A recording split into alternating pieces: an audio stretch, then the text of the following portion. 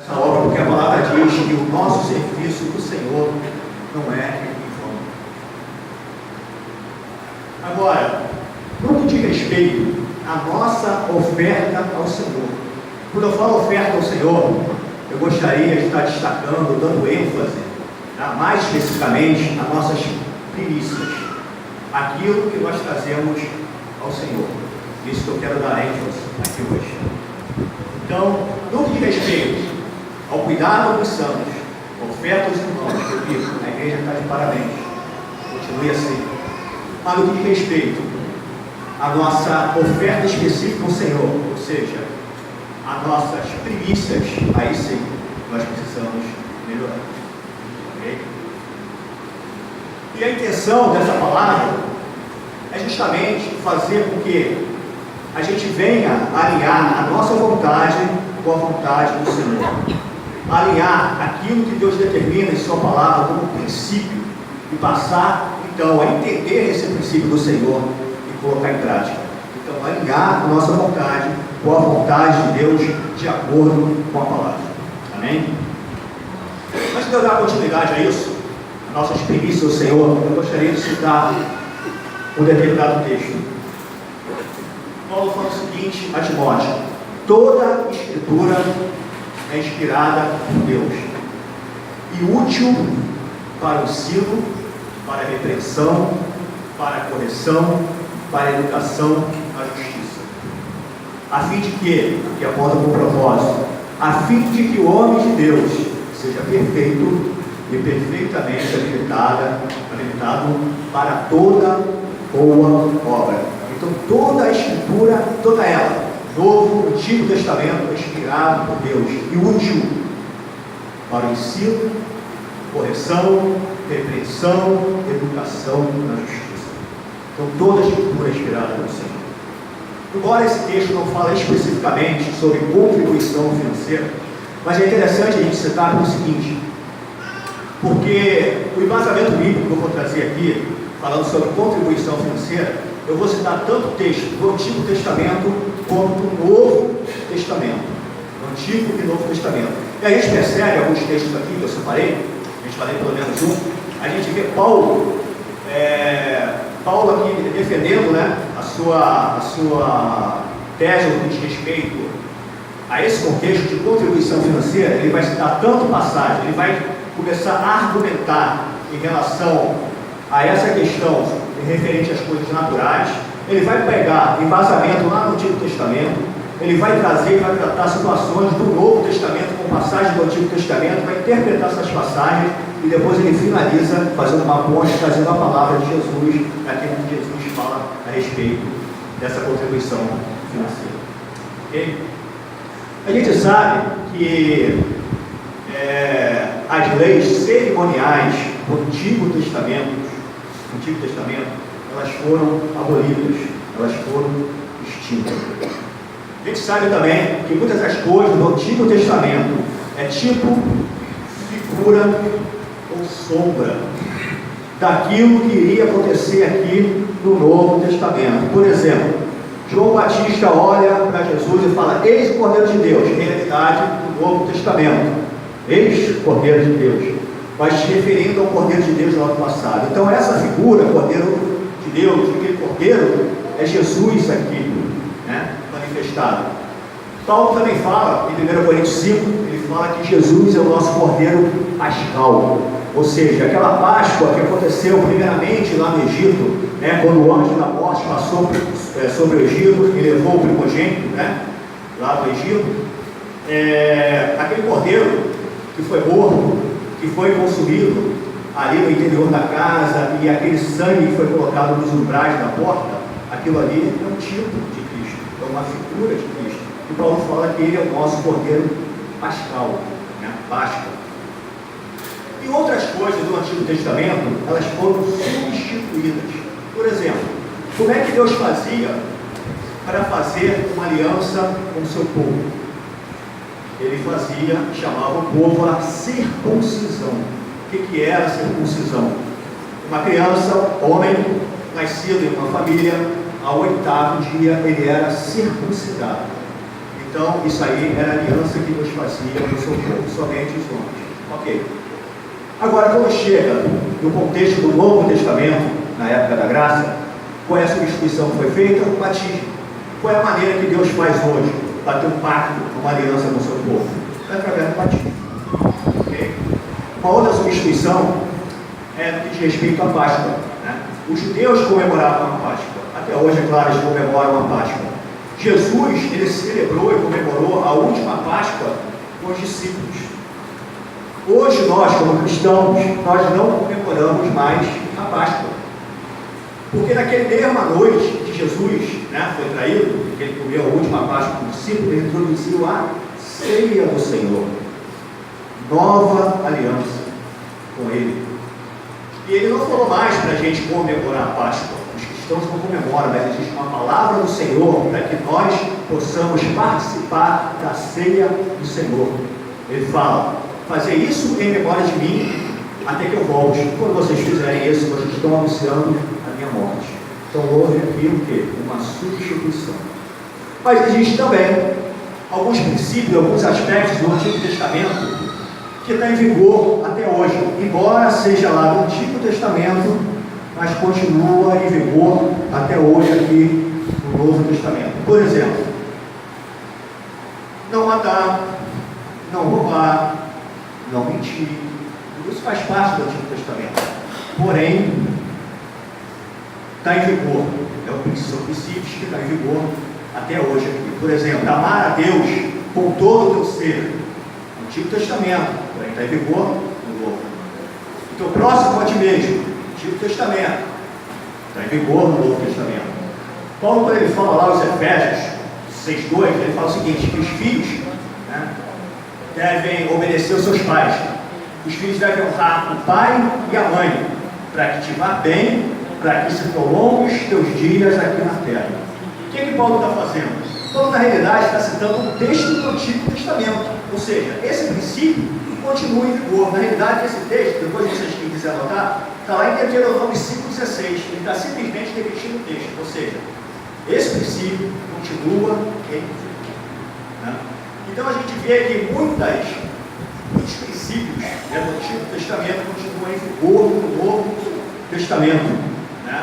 E muitas das vezes a gente, inclusive, né, no que diz respeito à criação dos nossos filhos, se a gente for ver o Novo Testamento, pouca informação a gente tem sobre a criação de filhos. Mas quando a gente vai lá no livro de Provérbios, a gente percebe que tem uma série de instrução em relação à criação de filhos, dentre elas até mesmo a questão da disciplina. Né? Então a gente vê o livro de Provérbios, né, falando sobre a sabedoria, sobre sujeitar pai e mãe, né? E isso está em vigor ainda até os dias de hoje. Então a gente sabe que, como discípulo de Jesus que somos, nós devemos honrar ao Senhor em todas as áreas das nossas vidas. Por quê? Porque Ele é o Senhor, é o dono de tudo, inclusive de nós mesmos. Então essa área, a área financeira, é uma área que não deve ficar de fora. Assim como existem outras áreas, outras situações, áreas a ser tratadas, a ser ministradas, edificadas sobre a vida do discípulo, essa também é uma outra área, assim como as demais, né, a ser tratada, a ser ministrada, edificada sobre a vida do discípulo, para que haja a prática do mesmo. Ok? Então vamos abrir lá em Provérbios 3:9.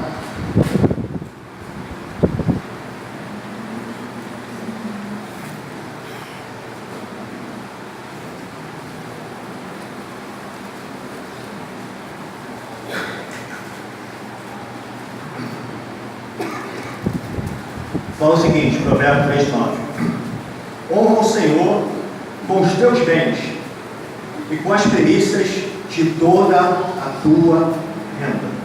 Honra o Senhor com os teus bens, com as primícias de toda a tua renda. Okay.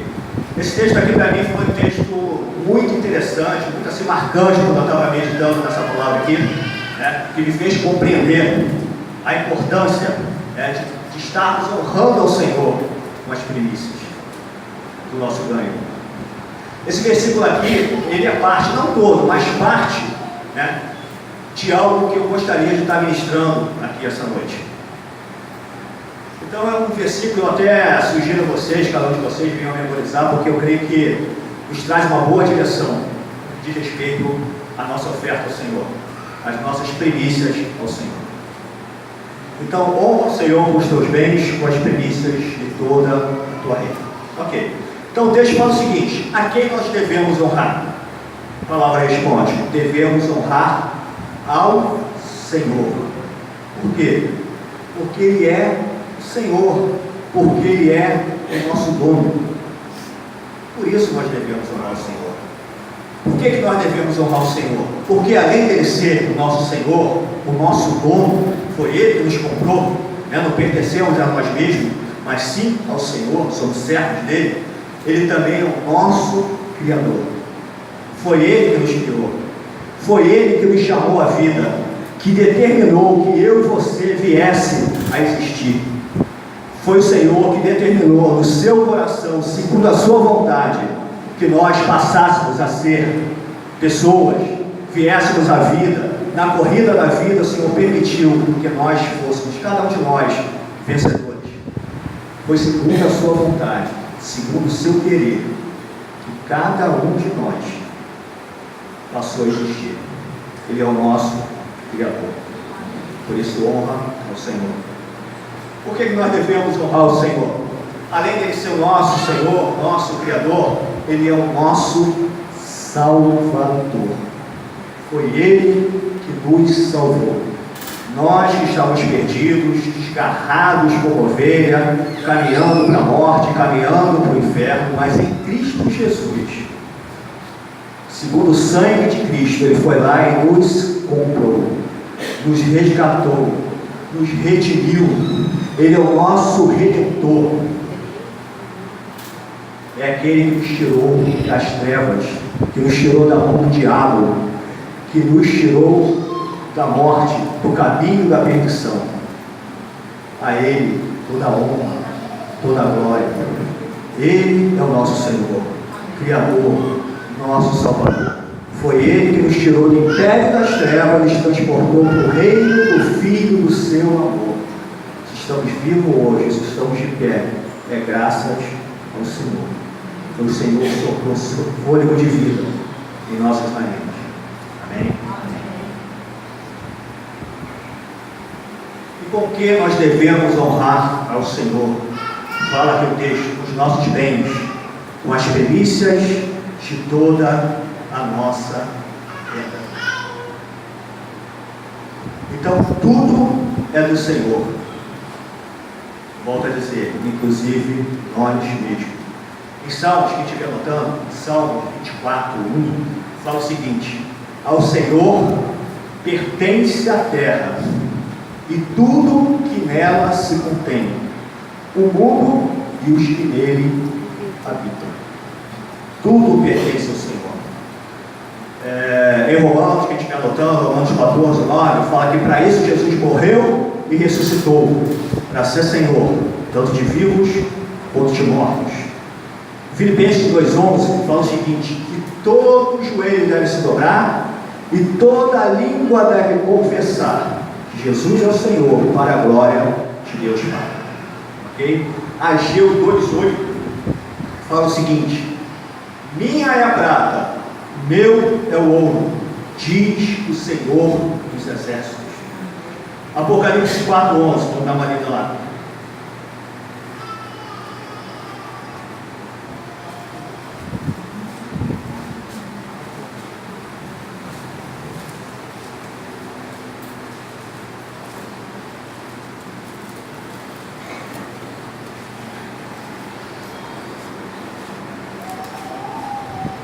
Tu és digno, Senhor, e Deus nosso, de receber a glória, a honra e o poder, porque todas as coisas tu criaste, sim, por causa da tua vontade, vieram a existir e foram criadas.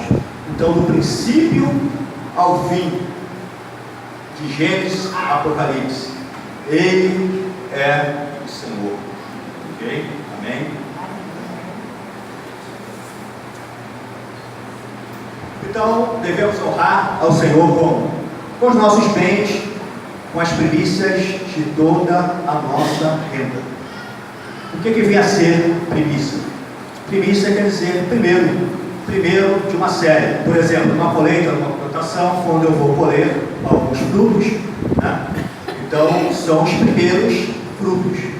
Então, primícias quer dizer primeiro.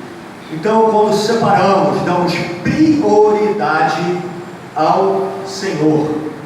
Primeiro ao Senhor, primeiro ao seu reino. Buscai, pois, em primeiro lugar o reino de Deus e a sua justiça. Então, primeiro ao Senhor. Nosso compromisso primeiro é com o Senhor.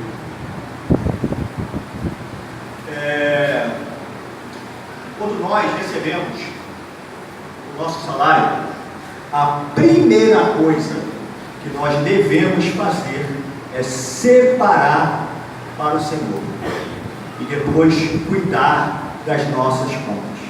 Porque se a gente inverter esse princípio de primeiro cuidar daquilo que é nosso, das nossas contas, sabe o que vai acontecer? Quando invertemos esse princípio, a gente vai verificar, chegar à conclusão que eu vou cuidar da minha conta e depois, quando deixar para o final aquilo que é do Senhor, que seria primeiro, chega lá, não vai ter nada, ou aquilo que nós determinamos no nosso coração acaba sobrando talvez parte ou nada daquilo que gostaríamos de dar ao Senhor. E com isso nós estamos desonrando ao Senhor que tudo nos deu. Primeiro, então primeiro separar aquilo que é do Senhor e depois a gente vai cuidar de tratar das nossas contas aí sim, ok? Hoje nós temos uma certa liberdade em graça, em Deus, não mais segundo a lei, né? Mas segundo a graça, de estar ofertando ao Senhor, sem lei, sem condenação.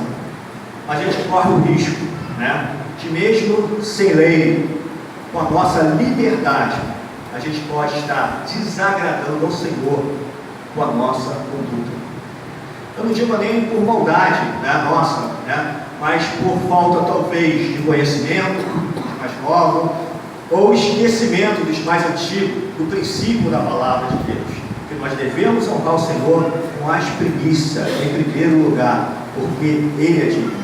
Se tudo que temos e o que temos, inclusive o nosso salário, o nosso emprego, é graças ao Senhor.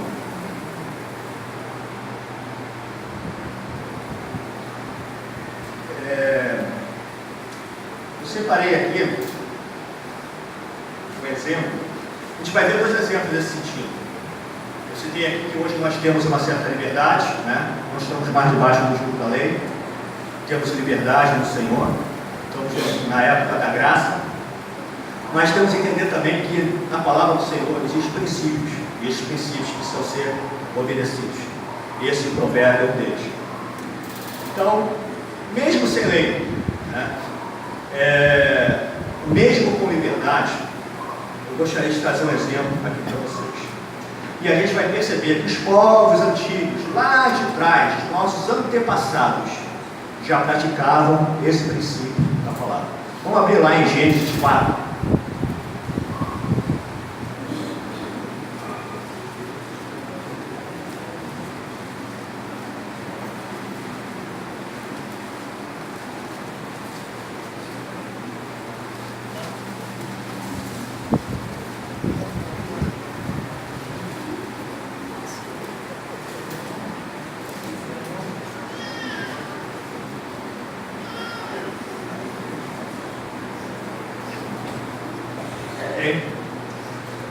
Gênesis 4, do 1 ao 7. Coabitou o homem com Eva, sua mulher. Esta concebeu e deu à luz a Caim. Então disse: adquiri um varão com auxílio do Senhor. Depois deu à luz a Abel, seu irmão. Abel foi pastor de ovelhas e Caim lavrador. O agricultor, né? Aconteceu que no fim dos tempos trouxe Caim do fruto da terra uma oferta ao Senhor. 4. Abel, por sua vez, trouxe das primícias do seu rebanho e da gordura deste. Agradou-se o Senhor de Abel e de sua oferta, ao passo que de Caim e de sua oferta não se agradou. Irou-se, pois, sobremaneira Caim, e decaiu-lhe o semblante. Então lhe disse o Senhor: por que andas irado, e por que decaiu o teu semblante? Se procederes bem, não é certo que serás aceito? Se todavia procederes mal, eis que o pecado jaz à porta, o seu desejo será contra ti, mas a ti cumpre dominá-lo. Ok. Então diz aqui o texto que o Senhor se agradou de Abel e de sua oferta, mas não se agradou de Caim e sua oferta. A pergunta é: por que o Senhor se agradou de Abel e sua oferta e de Caim e da sua oferta não? O texto aqui nos mostra, é simples, porque Abel, mesmo naquela época, a gente percebe que o princípio do Senhor, que hoje, até hoje, está em vigor em Provérbios, já estava valendo naquela época. Deus já tinha estabelecido, provavelmente no coração daqueles homens. Então, por que um agradou o Senhor e o outro não? Porque um era lavrador e o outro era agricultor? Com certeza não. Porque que foi Abel, ele aplicou o princípio da palavra, ou seja, ele honrou ao Senhor com as primícias da sua colheita, ou melhor, com a gordura, com as primícias do rebanho e com a gordura do rebanho. Ele deu primeiramente o Senhor, ao passo que Caim, diz aqui o texto, versículo 3, isso fica claro para a gente. Aconteceu que no fim de alguns tempos trouxe Caim o fruto da terra, uma oferta ao Senhor. Então essa frase aqui é chave. No fim de alguns tempos, ou seja, Caim, ele fez a colheita, ele colheu, ele cuidou da vida dele, talvez da família dele, quem estivesse ao redor, supriu sua necessidade, e depois de algum tempo, de muitas colheitas, de dias percorridos, aí Caim foi lá se lembrar do Senhor. Ou seja, com essa atitude, Caim desonrou ao Senhor, porque ele não trouxe das primícias, ele trouxe daquilo que sobrou, ele trouxe do resto. Deus não é um Deus de resto, não é um Deus de sobra. Deus é um Deus de primícia. E com isso, volto a dizer, Caim desonrou o Senhor, ele não reconheceu ao Senhor, ele não foi grato ao Senhor que tudo nos dá, que tudo nos deu, que tudo deu a Caim, que tudo deu a Abel. Ele não o reconheceu, ele não priorizou o Senhor, ele se preocupou com o próprio bucho. Primeiro ele, depois de muito tempo aí veio o Senhor com o resto, ele veio o resto do Senhor, e isso não agradou o Senhor, a atitude dele, tá? Nem a sua oferta. Ao passo que Abel, ele aplicou o princípio da palavra, ele trouxe a primícia, as primícias para o Senhor. Primeiro, é o Senhor que me deu o meu rebanho. Primeiramente ao Senhor, o melhor ao Senhor, honra ao Senhor, reconhecimento ao Senhor, gratidão ao Senhor. E foi isso que ele fez. Isso trouxe Deus se agradou de Abel. Às vezes a gente pode perguntar assim: caramba, como é que Caim pôde fazer um negócio desse com Deus, né? Como é que ele pôde se esquecer? Naquela época nem tão corrido era, né? O mundo estava começando ainda, não tinha essa correria, né? Que tem agora. Mas mesmo assim esqueceu do Senhor. Como é que ele pôde fazer isso? Eu pergunto não é isso que acontece com a gente quando a gente esquece de honrar o Senhor com as primícias do nosso salário? Quando a gente deixa de ofertar ao Senhor? Quando a gente deixa o Senhor por último? Quando a gente não oferta? ou quando a gente oferta parte daquilo que a gente propõe no nosso coração, porque a gente inverteu o princípio, não deu a primícia, não separou em primeiro lugar, não honrou o Senhor. Isso é uma questão de fé também. Obediência e fé. A palavra diz que o justo, meu justo, vive pela fé. Primeiro, Senhor, eu não toco, não é meu. Eu devolvo o Senhor em honra, em gratidão, em reconhecimento. Depois eu vou cuidar das minhas contas. Se porventura faltar, vou ter que dar do meu jeito, de empréstimo, ou talvez quem sabe, eu não estou precisando aprender sobre finanças, como administrar, não gastar mais do que eu ganho, quem sabe, ok?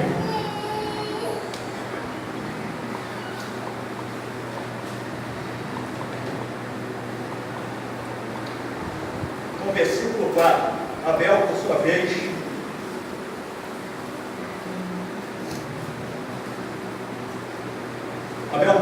trouxe das primícias do seu rebanho, da gordura deste. Agradou-se o Senhor de Abel e não de sua oferta. Então Abel trouxe as primícias, aplicou o princípio. Qual foi o resultado disso? O Senhor se agradou dele, da sua oferta. Esse foi o resultado. Okay? Versículo 5.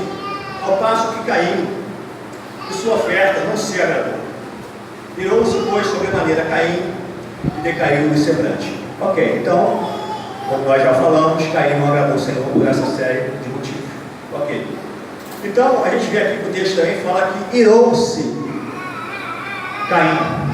Às vezes isso acontece com a gente, né? Por exemplo, a gente erra, peca, pisa na bola com as pessoas, com o Senhor, mas no final das contas, a gente se sente ainda no direito de ficar irado com o Senhor e com todo mundo. Todo mundo está errado. Quando eu penso que todo mundo está errado, só eu que está certo, só eu que estou certo, alto lá, eu tenho que ficar atento, sabe por quê? Porque provavelmente sou eu que estou errado. Provavelmente.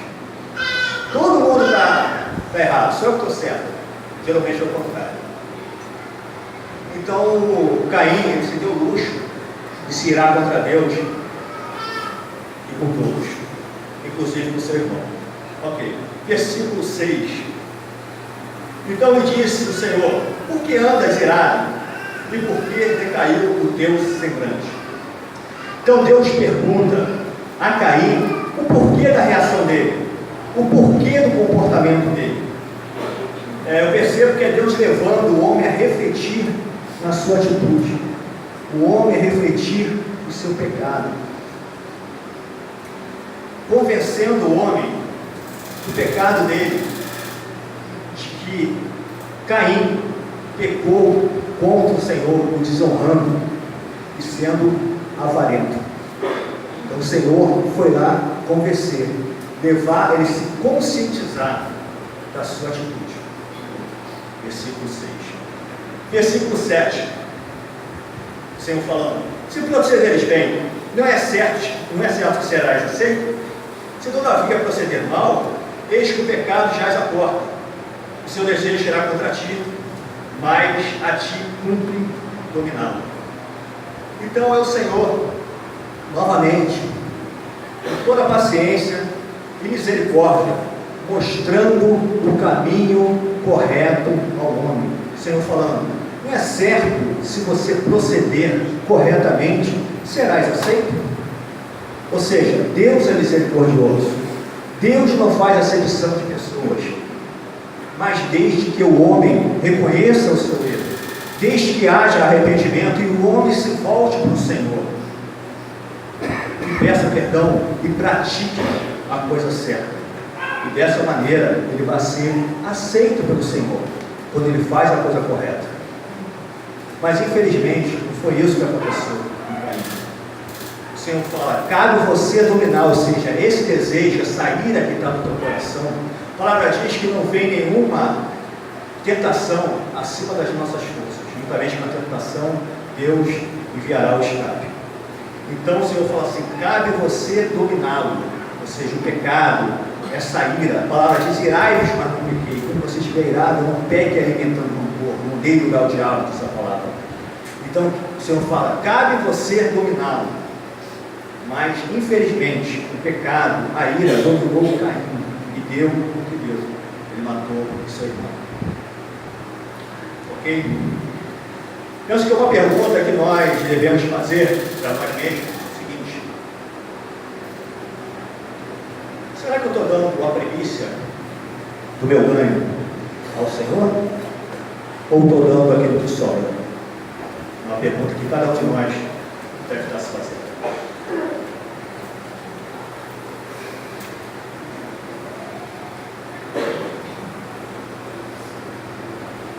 Bom, como eu falei, hoje nós temos uma liberdade no Senhor, uma liberdade em graça, não mais debaixo do jugo da lei, né? Mas na graça do Senhor. Não estamos mais debaixo de maldição. Quando eu falo isso, me refiro lá atrás, né? Lá em Malaquias 3:10, quando fala a respeito do dízimo. Né? O que acontece? Hoje nós não estamos mais debaixo de maldição. Não somos mais chamados de ladrão, e nem o Senhor vai liberar o gafanhoto sobre as nossas vidas, se isso não acontecer. Porque a palavra já diz que eu morri para a lei, porque pertenço a um outro, a saber, Jesus. As leis do Antigo Testamento, elas eram baseadas em bênçãos e maldição. Deuteronômio 28. Se você obedecer, isso vai te acontecer. Se você desobedecer, maldição, isso vai acontecer. Já no contexto do Novo Testamento, a base é o sacrifício de Jesus por nós. Eu gostaria de ler alguns textos aqui para vocês, tá? Romanos 7.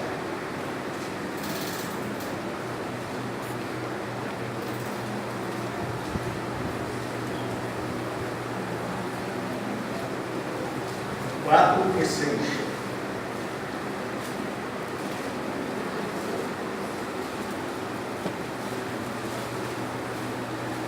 Que foi designado Filho de Deus, com poder, segundo o Espírito da verdade. 7.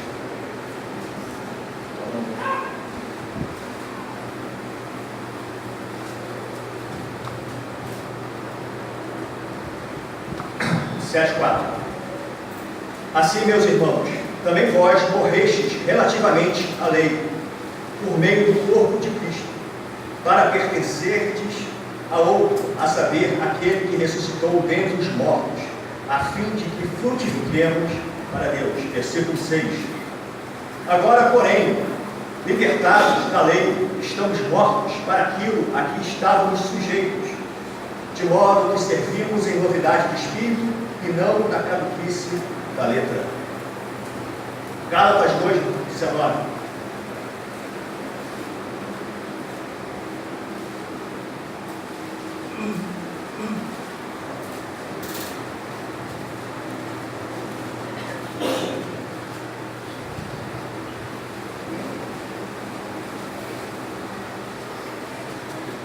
Porque eu, mediante a própria lei, morri para a lei, a fim de viver para Deus. Estou crucificado com Cristo. E agora mais alguns textos. Essa parte da palavra eu falei mais textos bíblicos do que talvez argumentar. Gálatas 3, 7.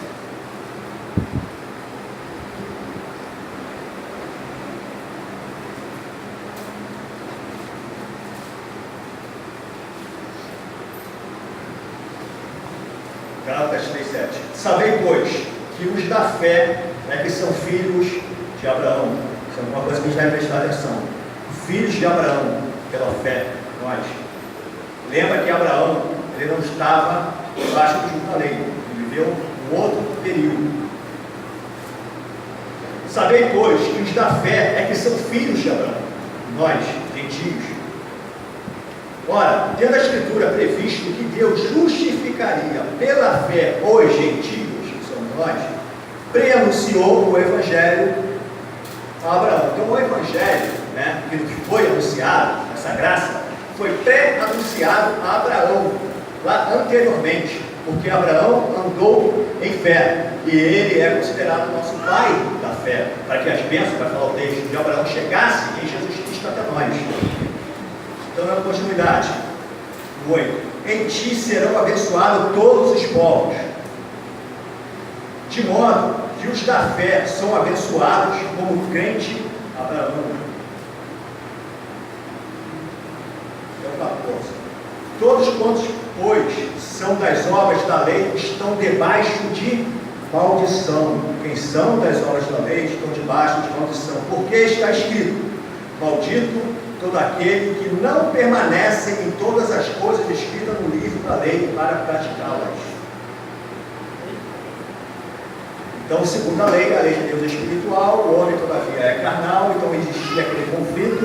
Hoje nós temos liberdade em Cristo Jesus. E é evidente que pela lei ninguém é justificado diante de Deus, porque o justo viverá pela fé. 12: ora, a lei não procede da fé, mas aquele que observar os seus preceitos, por ela viverá. Quem quiser viver na lei tem que seguir toda a lei. Quem quiser sair debaixo da graça. Cristo nos resgatou da lei, fazendo ele próprio maldição em nosso lugar, porque está escrito: maldito todo aquele que for pendurado no madeiro. Então, conforme eu falei, as leis do Antigo Testamento, bênção, baseado em bênção e maldição, né? Então, quem o Espiritismo fazia parte das leis cerimoniais do templo também, que foi inserido na lei. Então, quando a pessoa não praticava aquilo, ela era amaldiçoada. Quando praticava, ela era abençoada. Mas a palavra fala que Jesus se fez maldição em nosso lugar, porque está escrito: maldito todo aquele que foi pendurado no madeiro. Para que a bênção de Abraão chegasse aos gentios em Cristo, a fim de que recebêssemos pela fé o Espírito prometido. 29: e se sois de Cristo, também sois descendentes de Abraão e herdeiro segundo a promessa. Ok? Então nós não estamos mais, como diz a palavra, debaixo da lei do pecado e da morte, mas debaixo da lei, da outra lei, a lei do Espírito da vida, okay? Em Cristo Jesus.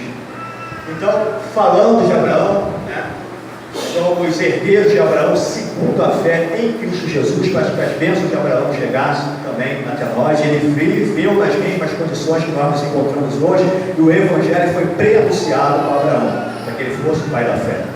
Ok? Então vamos ver o exemplo de Abraão aqui, em Hebreus capítulo 7.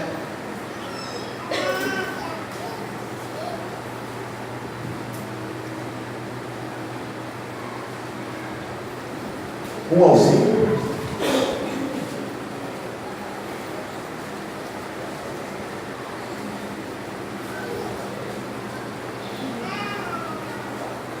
Porque este Melquisedeque, rei de Salém, sacerdote do Deus Altíssimo, que saiu ao encontro de Abraão, quando voltava na matança dos reis, e o abençoou. Esse Melquisedeque é o tipo de Cristo, para o qual também separou o dízimo de tudo. Primeiramente se interpreta rei da justiça, depois também rei de Salém, ou seja, rei da paz. Sem pai, sem mãe, sem genealogia, que não teve princípio de dias, nem fim de existências, entretanto feito semelhante ao Filho de Deus. Permanece sacerdote perpetuamente.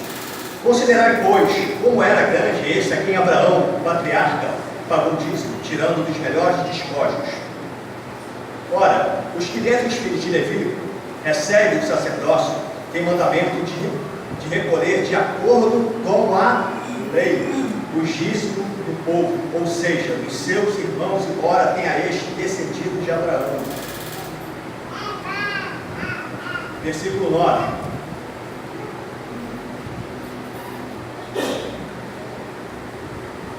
E por assim dizer, também Levi, que recebe dízimo, pagou na pessoa de Abraão.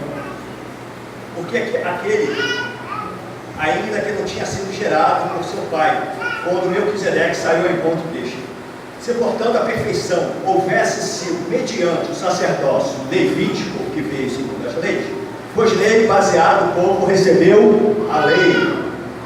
Que necessidade haveria ainda de que se levantasse outro sacerdote segundo a ordem de Melquisedeque, e que fosse contado segundo e que não fosse contado segundo a ordem de Arão? Então Deus estabeleceu os sacerdotes levitas, eram os levitas, a tribo de Levi, fossem os sacerdotes. Arão, da tribo de Levi, os sacerdotes, seus filhos sacerdotes, e vinha de geração em geração, descendentes de Arão. Então isso que ele está falando, só da tribo de Levi, segundo as leis, foram levantadas para que fossem sacerdotes. Mas está falando que aqui agora houve uma mudança no sacerdócio. Pois quando se muda o sacerdócio, necessariamente há também mudança de lei. Então houve uma mudança de pacto, uma mudança de aliança. 16. Constituído não conforme a lei de mandamento carnal, ele chama de mandamento carnal, mas segundo o poder da vida indissolúvel. Está falando do sacerdócio de Jesus, que é superior. 19. Pois a lei nunca aperfeiçoou coisa alguma, e por outro lado se introduz esperança superior, pelo qual nós nos chegamos a Deus. 22. Por isso mesmo Jesus tem tornado fiador de superior aliança. É uma nova aliança, um novo pacto. Ok? Então, falando ainda sobre a questão do dízimo. Para que servia o dízimo no Antigo Testamento? O dízimo do Antigo Testamento fazia parte das leis cerimoniais. O templo era ofertado ao Senhor, né? E para que servia ele? A tribo de Levi foi separada, né, foi colocada à parte, e não tinha herança nas terras. Então, os dízimos que serviriam, a herança deles, o Senhor falou, a herança era do próprio Senhor. Então, os dízimos que eram trazidos ao Senhor, né, eles eram direcionados para a tribo de Levi, os sacerdotes que serviam o templo, ministério integral, e dízimo Arão, que era o sumo sacerdote, e era também para as viúvas, estrangeiros e órfãos. Eu ia ler esse texto aqui, mas quem quiser anotar, está lá em Números 18, 21, 24 e 28. Números 18, que estiver anotando, 21, 24 e 28. Então, os dízimos são os levitas, os sacerdotes, os sacerdotes. O que mais? Deuteronômio 26, 12, que são o estrangeiro, órfão e viúva. Então tinha um direcionamento específico para suprir determinadas necessidades específicas. Então quando a gente faz uma comparação, vamos tirar assim, agora que não tem mais lei, não estamos mais debaixo da lei, mas sim da graça, né? Então se acabou, né, a questão do dízimo, estamos debaixo desse jugo, não somos mais malditos, então a gente vai e relaxa. Tá? Mas pergunto eu, e aqui no contexto do Novo Testamento, não existe necessidade de serem supridas? Por exemplo, lá os levitas que serviam o templo, era um ministério específico, separado, o Senhor separou para aquele serviço em específico, os dízimos era direcionado para isso, para suprir essas pessoas.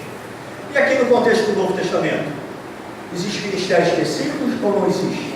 Ministérios integral ou não? Com certeza existe. Existe necessidade também aqui no Novo Testamento. Timóteo fala que que o presbítero que preside bem, que se afadiga na palavra, principalmente do ensino, seja merecedor de dobrado honorário. Está lá em 1 Timóteo 5, 17 ao 18. O que ele está falando? ministério específico. Então, aqui no Novo Testamento, existem necessidades a serem supridas. Lá falava das órfãos, viúvas. Paulo também fala das viúvas aqui no contexto do Novo Testamento. Eu não vou ler o texto não, mas está lá em 1 Timóteo 5, do 3 ao 5 e do 9 ao 10. Ele fala, as verdadeiras viúvas. Qual era a diferença? Existiam viúvas e ele fala de verdadeiras viúvas. Qual a diferença entre um e outro? Eu falei, olha, o texto diz o seguinte: se essa viúva, se ela tem irmão, se ela tem filhos ou netos, que aprendam primeiro a suprir a necessidade dessas viúvas, que são parentes deles, né? Avó ou mãe. Então que eles aprendam primeiro, que aquele que nega, ou seja, os seus próprios parentes, está negando a fé, pior do que o incrédulo. Isso para que não haja sobrecarga para a igreja, ou seja, existia uma bolsa na igreja. Isso para que não traga sobrecarga para a igreja. Mas que a igreja cuide das verdadeiramente viúvas. Quem são as verdadeiramente viúvas? Ele traz uma relação, que tenha pelo menos 60 anos, que se dedicou à oração, que lavou os pés aos santos, que não vive, né, nas casas. Então, uma série de requisitos para essas viúvas. Ele fala primeiramente, essas verdadeiras viúvas. Então, elas são supridas. Então, há necessidade, no contexto do Novo Testamento, dessa suprimida. E eu vou mostrar aqui o argumento de Paulo defendendo isso, o ministério específico dele,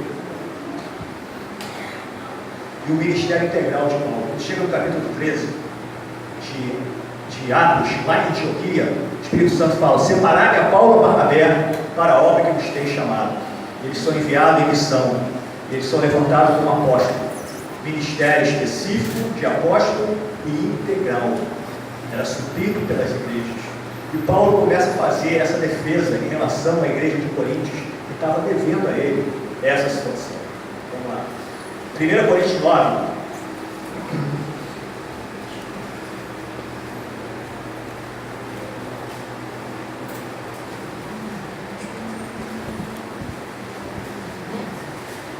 (4 ao 14).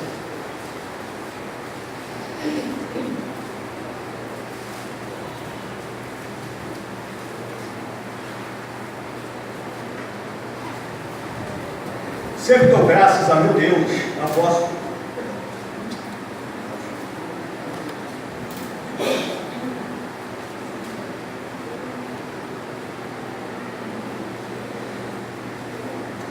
Paulo argumentando em favor dele e de Barnabé, que tinha um ministério específico, tempo integral. Não temos nós o direito de comer e beber? E também de fazermos acompanhar de uma mulher irmã, ou seja, de uma esposa crente, como fazem os demais apóstolos e os irmãos do Senhor e servas, Pedro? Ou somente eu e Barnabé não temos direito de deixar de trabalhar? Aí ele começa, continua argumentando. Quem jamais vai à guerra, a sua própria custa? Quem planta a vinha e não come do seu fruto? Ou quem apacenta o rebanho e não se alimenta do leite do rebanho? Porventura falo isso como homem, ou não diz também a lei? Ou seja, ele vem trazendo o argumento dele, baseado no contexto, né, do dia a dia, e depois ele vai apelar agora para a lei do Antigo Testamento. Ele vai falar, ou não diz também a lei, finalzinho 2, né? 9. Porque na lei de Moisés está escrito: não matarás a boca do boi quando pisa o trigo. Aí ele fala: acaso de boi que Deus se preocupa? 10. Ou é seguramente por nós que ele diz? Certo que é por nós que está escrito: pois o que lavra, cumpre fazê-lo com esperança. O que pisa o trigo, faça-o na esperança de receber parte do que lhe é devido. Novamente, Paulo ele cita uma passagem do Antigo Testamento, no versículo 9, ele está citando uma passagem lá do Antigo Testamento, em Deuteronômio 25:4. Ele fala: não amarre a boca do boi quando ele debulha, né? E interessante que, além de ele citar essa passagem do Antigo Testamento para responder e resolver uma questão do Novo Testamento, traz lá de trás um princípio para resolver uma questão do Novo. ele interpreta o que Deus queria dizer com isso. Não amarrar a boca do boi que debulha. É só isso o versículo. Ele cita o versículo, e se você for ver, assim, de curiosidade, tive a curiosidade de ver, se você for ver esse texto do Deuteronômio 25:4, se você ver o versículo anterior e o versículo seguinte, nada tem a ver com aquilo. Parecia que o versículo isolado. Mas Paulo pega com toda a autoridade, claro, foi o Espírito Santo que escreveu a palavra, usando Paulo naquele momento, pega Paulo e mostra o que Deus queria dizer com aquela passagem. Ele vai lá no Antigo Testamento, mostra, interpreta, no final do versículo 9, no final do versículo 10, falando que Deus se preocupa não é com o boi, mas é conosco. Quem estiver trabalhando merece sim, né, receber.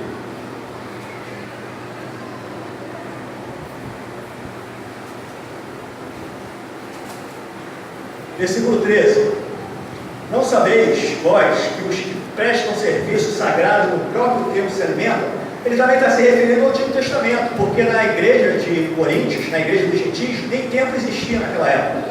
Ele está novamente se referindo ao templo. Se alimenta do templo, dando continuidade ao 13. E quem serve ao altar, do altar tira o seu sustento, não tira o seu sustento. Assim, aí agora ele vai terminar essa questão, unindo o Antigo Testamento com o Novo Testamento, trazendo uma palavra de Jesus dentro desse contexto de finanças. O que Jesus falou sobre isso? Assim ordenou também o Senhor, Jesus, né? Aos que pregam o Evangelho, que vivam o Evangelho. Isso aí está em Mateus 10:10. Jesus fala, o trabalhador é digno do seu salário. Então ele fala, quem prega o Evangelho, viva o Evangelho. O Senhor Jesus que falou. Okay? Então ele fecha essa questão. Então a gente percebe que existe necessidade no Antigo Testamento e existe também necessidade no Novo Testamento. Então como é que a gente faz esse aspecto? Então, volto a falar.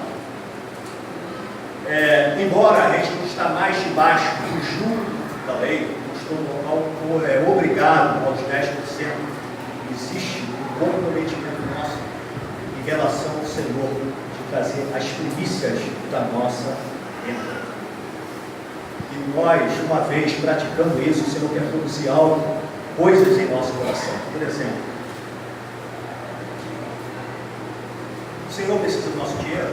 Não, o Senhor precisa do nosso dinheiro. A palavra já diz que o Senhor é dono da prata, do ouro, de tudo, de todos. Nós somos, como ele pregou, nós somos como que mordomos do Senhor. E o Senhor espera que venhamos a aplicar os princípios da palavra. Então, algumas coisas que o Senhor quer praticar em nós, algumas coisas que o Senhor quer trabalhar em nós, no nosso caráter, na nossa vida, no que diz respeito à finança. Honra, reconhecimento, gratidão. Honra ao Senhor com os teus bens, com as primícias, toda a tua renda. Apocalipse, o texto que nós já lemos, Salmo 24, o Senhor pertence à terra e tudo que nela se contém. O mundo, os que nele habita, meu é ouro, meu é prata, diz o Senhor.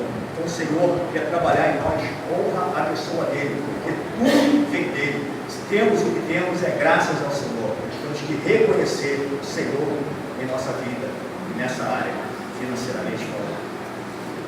O Senhor quer trabalhar também em nós desprendimento. O Senhor quer trabalhar em nós generosidade. O Senhor, a generosidade é um antídoto contra a avareza. A palavra diz que nós não devemos ser avarentos.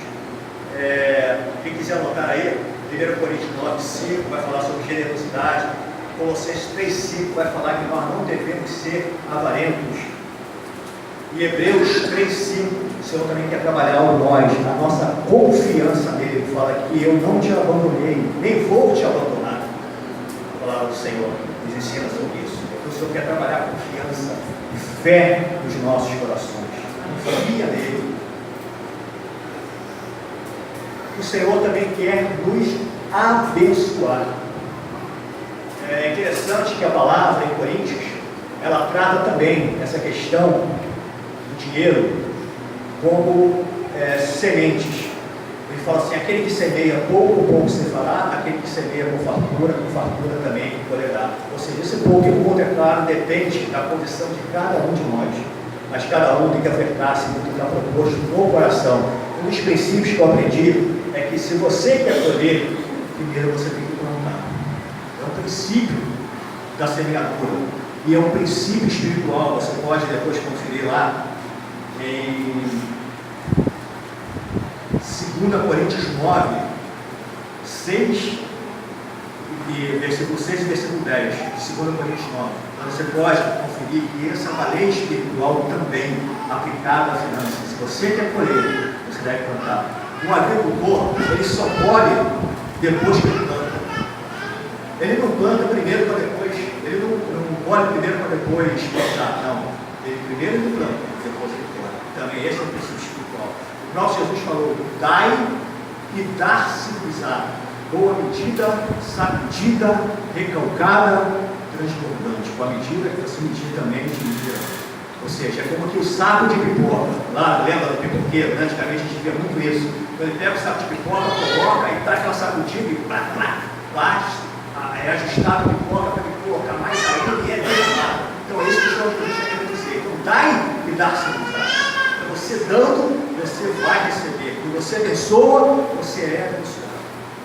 Okay?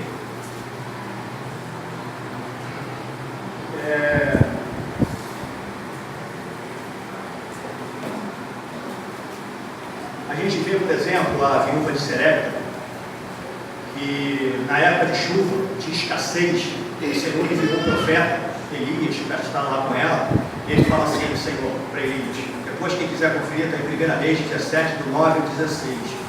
Ele fala o seguinte: olha, vai lá para Serepta, que eu já dei ordem a uma viúva para te sustentar. Né?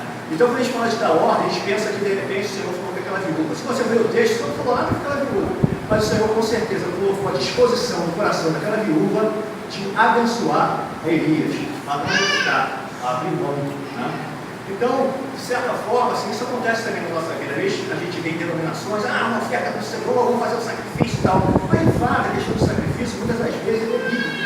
Quando o Senhor me chama de sacrifício a fazer algo a mais, com certeza lá na frente já aconteceu comigo, porque o Senhor está querendo te abençoar. O Senhor está colocando no teu coração alguma coisa que tu possa meio que sacrifício, mas pode crer que lá na frente Deus vai estar te abençoando de uma maneira especial. E aconteceu isso com a mulher, filha de Serepta.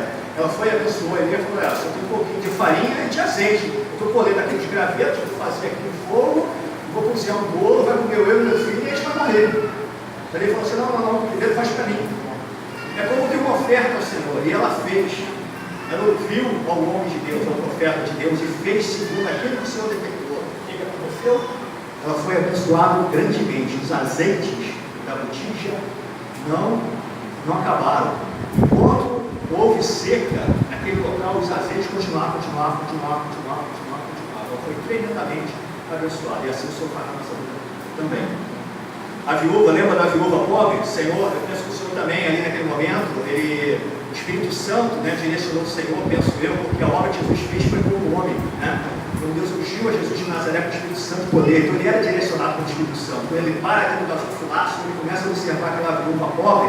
Aí depois que ele viu algumas pessoas ofertando, pessoas ricas, aquela viúva pobre com 2 moedinhas e fala: está vendo essa viúva pobre? Ele começa a ensinar os discípulos. Eu creio que o Senhor, Senhor Deus, o Espírito Santo conduziu Jesus ali e fez com que Jesus parasse aqui e começou a revelar algo a Jesus. Porque como é que Jesus sabia que ela era viúva? Se não fosse revelação. Como é que sabia que ela era pobre? Como é que ele sabia que aquelas 2 moedas eram as últimas 2 moedas daquela mulher, que ela está dando por tudo que ela tinha? Ele não tinha como saber, como homem não tinha como saber, a não ser que houvesse revelação da parte de Deus, e houve revelação. O Senhor parou ali propositalmente. Ele começa: está vendo essa viúva aqui? Essa viúva, ela está dando uma pobre, está dando tudo que possui, todo o ganho dela. Eu quero dizer o seguinte: aquela viúva, no silêncio dela, não chamou a atenção de ninguém. Você não chama ninguém para aparecer, mas ela lá, o jeitinho dela, provavelmente de viúva, das pessoas, né, de certa forma inferiorizada, porque na época a gente não tinha previdência, né, a pessoa totalmente descoberta, ela chamou a atenção do Senhor. Então a viúva, na sua simplicidade, mas no seu sacrifício, no seu situar, honrar ao Senhor com tudo aquilo que ela tinha, também revelação para aquela mulher. Ela honrou o Senhor e chamou a atenção. Eu creio, não diz a palavra, mas eu tenho que aquela mulher provavelmente tenha sido tremendamente abençoada. Até pelo fato de a gente poder estar contando, sendo registrado isso na palavra, eu acho que é uma honra tremenda, né? Outra coisa que Deus quer trabalhar também na gente é a obediência. Né? Às vezes a gente pode resistir, né? Vou dar minha a primícia, né? Porque a primícia está lá, o presbitério é assim, o presbitério é assado, porque o William é pardo.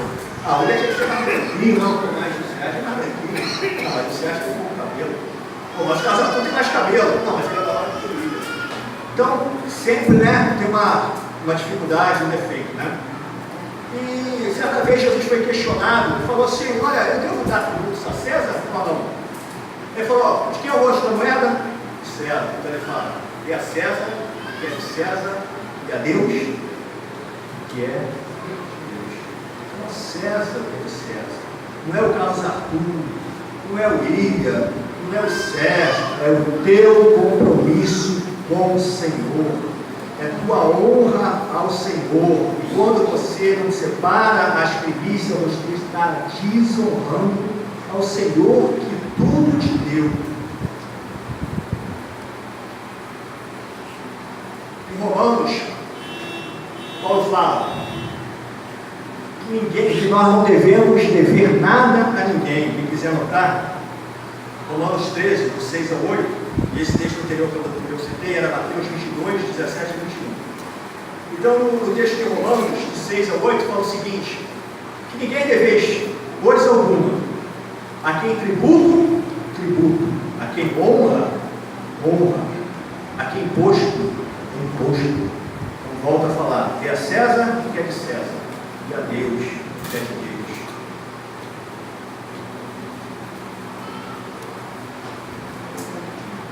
Então, irmão, estou quase finalizando. Vamos ler mais um texto para a gente finalizar. 1 Coríntios 16, 2.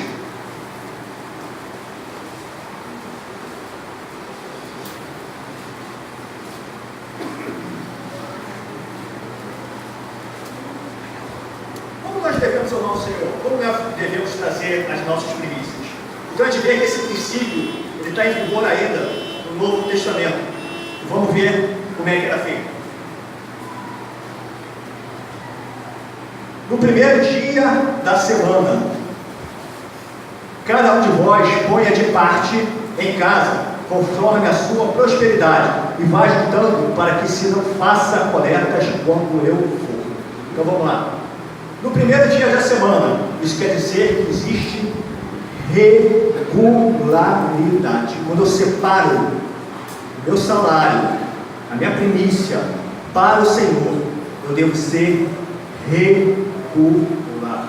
Se eu ganho mensalmente, todo mês. Cada um de vós, isso nos ensina que todos nós, cada um de nós, somos chamados a contribuir, a ofertar ao Senhor. Todos aqueles que têm renda, ou que por algum momento consigam uma renda, né? Ponha de parte. Isso está dizendo que eu devo separar, não é assim que a gente fazia lá no dia? Separar, ponha de parte, isso aqui tudo mexe, dê a César o que é de César, Deus o que é de Deus.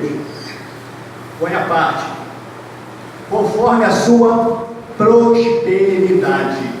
Isso fala de algo proporcional. Então aqui eu devo tacar uma porcentagem. Por quê? Porque vai ser de acordo com a minha prosperidade. Se eu sou aumentado lá no meu salário, se eu taco aqui uma porcentagem, X%, de acordo com o que eu vou prosperar, essa minha oferta aqui também vai prosperar, vai crescer.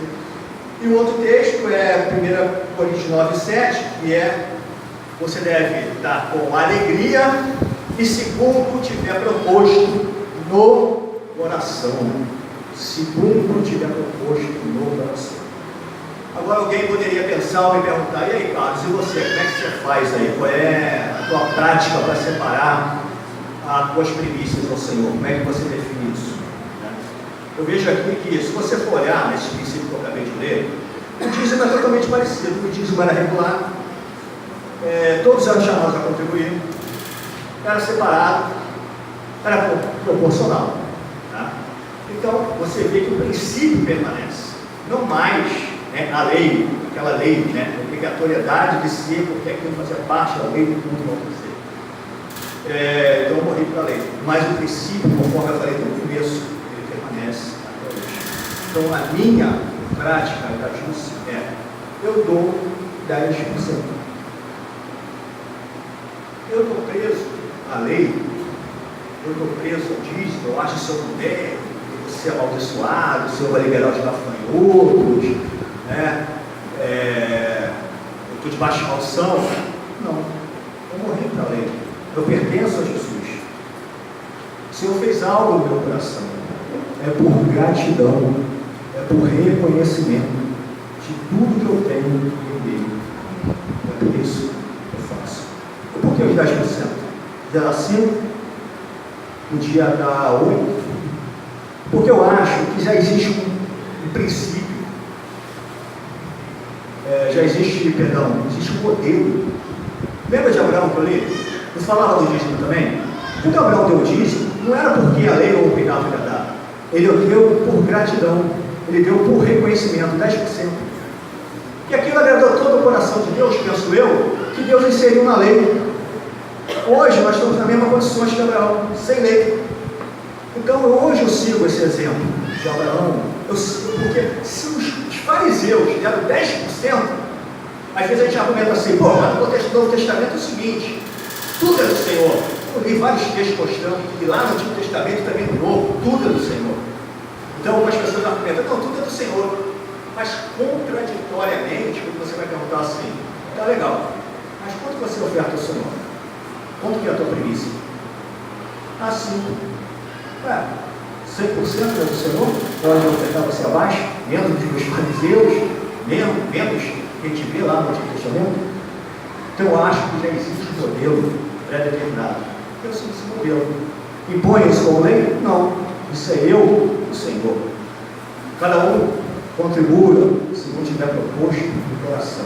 Não é também aquele caso, não, eu separo 10%, mas minhas primícias do 5%, e 5% eu dou lá para o Joaquim, que está numa situação meio difícil lá, está desempregado, não sei o quê. Então, tu não dá, tuas primícias não é 10%, a primícia é 5%. Porque conforme eu falei, a minha oferta ao Senhor, quando eu vejo isso é esporádico, né, de acordo com a necessidade do irmão, acontece no nosso meio, eu administro. Eu vou administrar quanto que eu vou dar, o que eu posso dar, né, e tal, de acordo com o momento. Às vezes tenho mais um pouco, menos um pouco, às vezes a gente está apertado, às vezes a gente pode doar mais. Então isso é de acordo com a circunstância. Estou dando meu irmão, eu administro.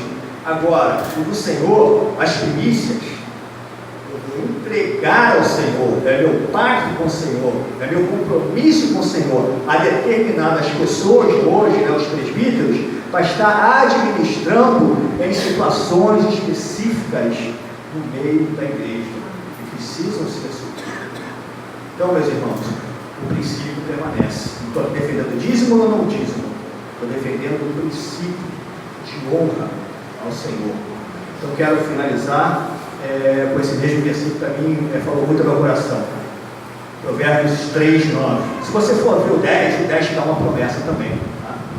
Se você for fiel. Honra ao Senhor com os teus bens, com as primícias de toda a tua renda.